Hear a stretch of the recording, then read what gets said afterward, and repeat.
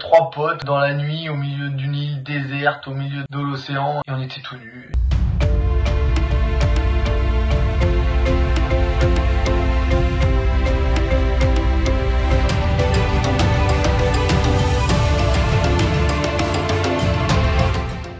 Alors, Denis, bien sûr qu'il est gentil. Après, pour être honnête, on n'a pas beaucoup de rapport avec lui, on ne discute pas beaucoup avec lui. Il vient, il fait son taf, c'est le juge, il nous explique le jeu, il nous explique sa façon de juger. Après, il a toujours un mot gentil quand la météo, il sait qu'on a pris beaucoup de pluie la nuit et tout. Oui, c'est quelqu'un de très gentil. Après, bien sûr, il est charismatique. La première fois où on arrive face à lui, on a du mal à réaliser que, du moins pour ma part, j'ai eu du mal à réaliser que j'étais à Koh-Lanta devant Denis Brognard. Mais après, bon bah, au bout de 2, 3 épreuves, bah c'est bon. C'est vrai que la première fois où il te donne la parole, tu bégayes un peu.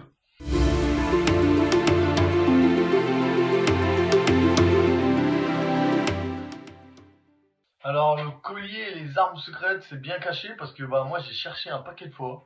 Avec Mathieu, Flavio, Myriam, Shanice, même Vincent, on a tous cherché. C'est très bien caché. Après, la preuve, j'en ai pas trouvé. Et on est tellement épuisé aussi qu'on cherche, mais on est peut-être passé 15 000 fois devant et on l'a jamais vu. Et après, le plus dur, c'était les armes secrètes à trouver parce qu'on savait pas du tout à quoi ça ressemblait avant d'en voir une. Donc, et même quand on a vu à quoi ça ressemblait, bah, c'était un parchemin, donc un parchemin au milieu d'une île. Franchement, c'était une aiguille dans une botte de foin.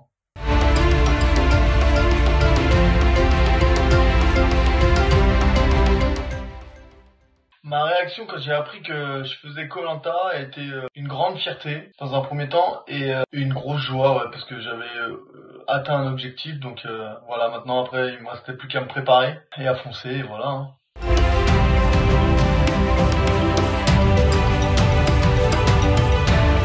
On se repose, on améliore le confort du camp, on va dire.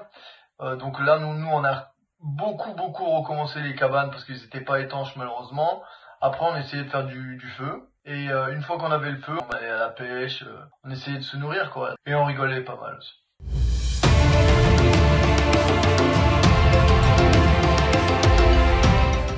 Théoura, parce que c'est une légende. Il y a Claude, pareil, même catégorie que Théoura, légende. T'aurais pu attendre la dernière pour faire ça, merde. Mais un ouf, comment tu veux que je fais ça? Je peux pas la couper en deux. Laurent Mestré aussi, j'aurais adoré. Moussa, j'aime bien son franc-parler, il est comme moi, je pense qu'on serait bien entendu parce qu'on est des grandes gueules tous les deux. J'ai rien contre votre fille, mais le problème c'est qu'elle a trahi son équipe. Et aussi, un de mes préférés, c'est Pascal, mais c'est le seul aventurier à avoir gagné 2 fois les poteaux. Non, Pascal, vous remportez les poteaux. Oui 2h05. Putain. Sans jamais avoir gagné Koh-Lanta, mais il a gagné 2 fois les poteaux et j'adorais sa façon de penser en fait. C'est soit tu l'aimes, soit tu le détestes. Donc j'aime bien les personnages à fort caractère et qui disent ce qu'ils pensent. Pour moi, c'est les aventuriers que je retiens le plus dans Koh-Lanta.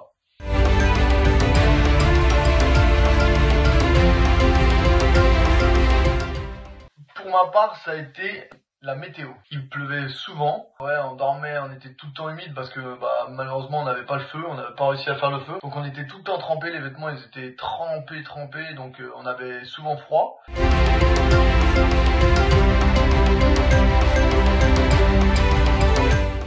Avec Mathieu et Flavio, une nuit quand la cabane est tombée sur Myriam, nous on était partis parce qu'on était trempés et on s'est mis à poil, tout nu. Et on a marché comme ça toute la nuit et ça nous a fait rire. Même si on était dans le dur, ça nous a fait rire parce que mine de rien, on était 3 potes dans la nuit au milieu d'une île déserte, au milieu de l'océan et on était tout nus et voilà, ça m'a fait rire.